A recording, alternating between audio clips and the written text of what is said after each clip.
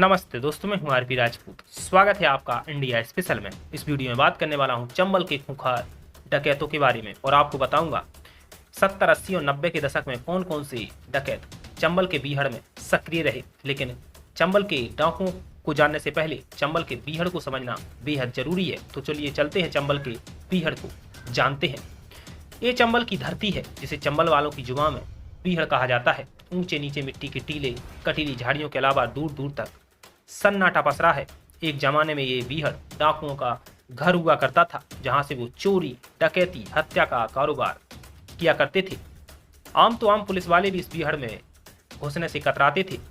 चंबल के आसपास बसे सैकड़ों गांवों में माएँ बच्चों को जन्म देती थीं। वो बड़े होकर डकैत बनते थे या फिर बनाए जाते थे। कहते हैं मौत से टकराना इसकी शर्त पुरानी है, सोच समझ कर पीना ही चंबल का पानी है। कहते हैं चंबल के पानी की तासीर ही कुछ ऐसी है। चंबल के ज्यादातर डकैत तो अपनी जमीन बचाने के लिए चंबल में कूद गए, लेकिन कई ऐसे डकैत भी रहे जो शराब और शराब के शौकीन थे, इसलिए वो चंबल का उन्होंने रुख किया। आपको बता दें कि चंबल के बीहड़ में ज्यादातर डकैत तो अपनी जमीन बचाने के लिए ही बीहड़ में कूदे। जैसे पान सिंह तोमर सरहद पर देश की सेवा कर रहे थे और जब वो गांव लौटे तो अब खेती करना चाहते थे, लेकिन उसके रिश्तेदार बाबू सिंह ने उनकी जमीन हड़प ली। जिसके बाद बाबू सिंह तोमर ने इसका विरोध किया तो बाबू सिंह ने उनकी 95 वर्षीय वृद्ध मां के साथ धक्का मुक्की की और उनके घर को आग के हवाले कर दिया। जिसके बाद पान सिंह तोमर ने बाबू सिंह की हत्या कर दी और खुद को बागी घोषित कर दिया और चंबल का रुख किया। इसके तरफ निर्भय सिंह गुज्जर जैसे डकैत भी चंबल के बीहड़ में सक्रिय रहे, जिन्हें शराब और शराब का शौक था। मीडिया में आने का इतना शौकीन था कि बीहड़ में पत्रकारों को बुलाता था, इंटरव्यू देता था और कहता था मुलायम सिंह समाजवादी पार्टी की टिकट दे दे तो वह चंबल के क्षेत्र में साइकिल दौड़ा देगा और जो रोड़ा बनेगा वो गोली खाएगा। कई डाकुओं को राजनीतिक और अपने जाति समूहों का संरक्षण भी प्राप्त होता था। तो चंबल के बीहड़ में कई डकैत ऐसे भी रहे जो लोगों की सेवा करते रहे, जो जमीन के लिए आए, लेकिन कई डकैत अपने मजे के लिए भी चंबल के बीहड़ में डकैत रहे। दोस्तों, अब चलिए जानते हैं चंबल के उन खूंखार डकैतों के बारे में जिनके दहाड़ने से पूरा चंबल का बीहड़ कांपता था। पहला नाम मान सिंह।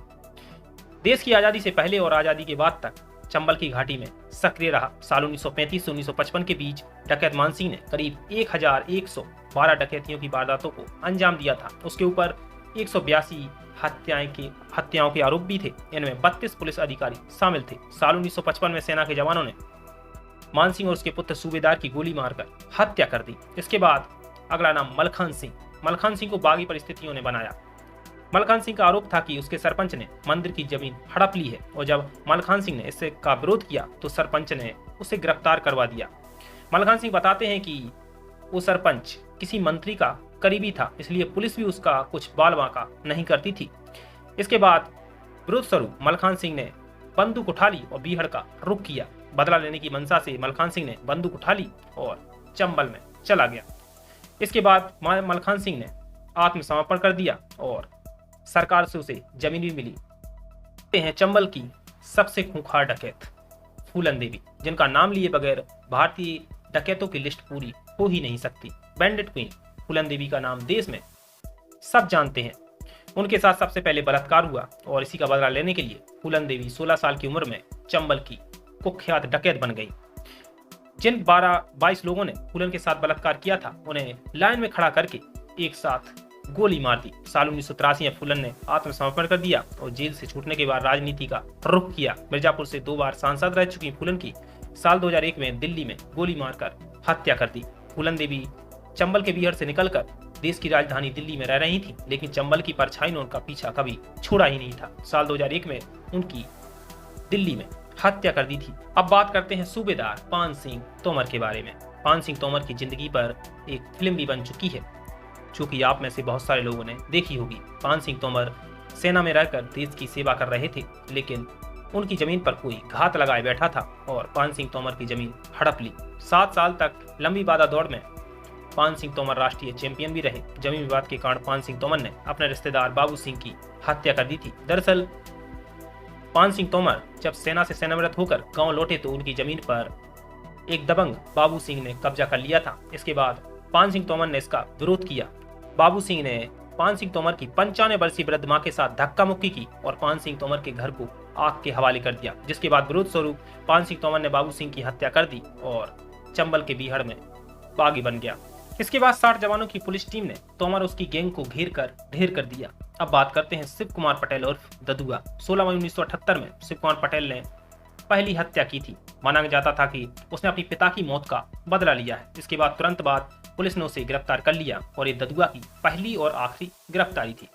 जेल से छूटने के बाद एक बार फिर से उसने चंबल का रुख किया। साल 1986 में ददुआ ने हत्या कर दी। इसके बाद ददुआ पर 9 लोगों को निर्मम हत्या करने की आरोप भी थे। 22 जुलाई 2007 में पुलिस के साथ मुठभेड़ में वो भी मारा गया। अब बात करते हैं निर्भय सिंह गुज्जर के बारे में, जो शराब और शराब का शौकीन था। इस डकैत का ऐसा रुतबा था कि एक समय 40 गांव में उसकी ही सरकार चलती थी। जिसे वो जिताना चाहता था वो जीत जाता था और जिसे हराना चाहता था हराता था। मोहल्ला का वरना गोली खा, ऐसे नारे एक समय चंबल में गूंजा करते थे और निर्भय सिंह गुज्जर की करीब 40 गांव में ऐसे ही सरकार बनती थी। वो जिसे चाहता था सरपंच बनाया जाता था, जिसे हराना चाहता था हार भी जाया करते थे। उसके सर पर करीब 2.5 लाख रुपए का सरकार ने इनाम भी रखा था। निर्भय सिंह गुज्जर अपने गिरोह में सुंदर लड़कियों को रखता था, क्योंकि वह शराब का और लड़कियों का शौकीन माना जाता था। इनमें सीमा परिहार, मुंडी पांडे, पार्वती उर्फ चमकू, सरला जाटा और नीलम प्रमुख थी। अब बात करते हैं सीमा परिहार के बारे में। सीमा परिहार का 13 साल की उम्र में ही अपहरण हो गया था, जिसे डकैत लाला राम और कुसुम नाई ने अंजाम दिया था, जिसके बाद सीमा बागी बन गई। सीमा परिहार ने 70 लोगों की हत्या का उन पर आरोप था और 200 से ज्यादा लोगों का अपहरण करने की आरोप लगे थे। साल 2000 में इसने पुलिस के सामने आत्मसमर्पण कर दिया और राजनीति का रुख किया। सीमा बिग बॉस के घर का हिस्सा भी बन चुकी हैं और उसके जीवन पर एक फिल्म भी बन चुकी है। इसके बाद बात करते हैं रामबाबू और दयाराम गडरिया के बारे में। दरअसल रामबाबू और दयाराम गडरिया भाई थे, जो बाद में कुख्यात डकैत बन गए। इनके गिरोह को पुलिस ने T1 यानी टारगेट 1 का नाम दिया था। साल 1997 और 98 में रघुवीर गडरिया के गिरोह शुरू किया था और साल 2006 में एक मुठभेड़ के दौरान दयाराम की मृत्यु हो गई और साल 2007 में रामबाबू भी मारा गया। अब बात करते हैं चंबल की पहली महिला डकैत के बारे में। नाम है पुतली बाई। पुतली बाई को चंबल की पहली महिला डकैत माना जाता है। सुल्ताना डाकू का दिल पुतली बाई पर आ गया था, जिसके बाद पुतली बाई घर छोड़कर सुल्ताना के साथ बीहड़ में रहने लगी थी। सुल्ताना के मारे जाने पर गिरोह की कमान अपने हाथों में ले ली थी और चंबल के क्षेत्र पर एक छत्र राज किया था। साल 1950 से 1956 के बीच बीहड़ में उसका जबरदस्त आतंक था। 23 जनवरी 1956 में शिवपुरी के जंगल में पुलिस के साथ हुई मुठभेड़ में पुतली बाई मारी गई। तो दोस्तों, ये थे चंबल के खूंखार डकैत, जिनसे पूरा बीहड़ कांपता था। अभी के लिए इतना ही। देश दुनिया की तमाम खबरों के लिए बने रहिए इंडिया स्पेशल के साथ।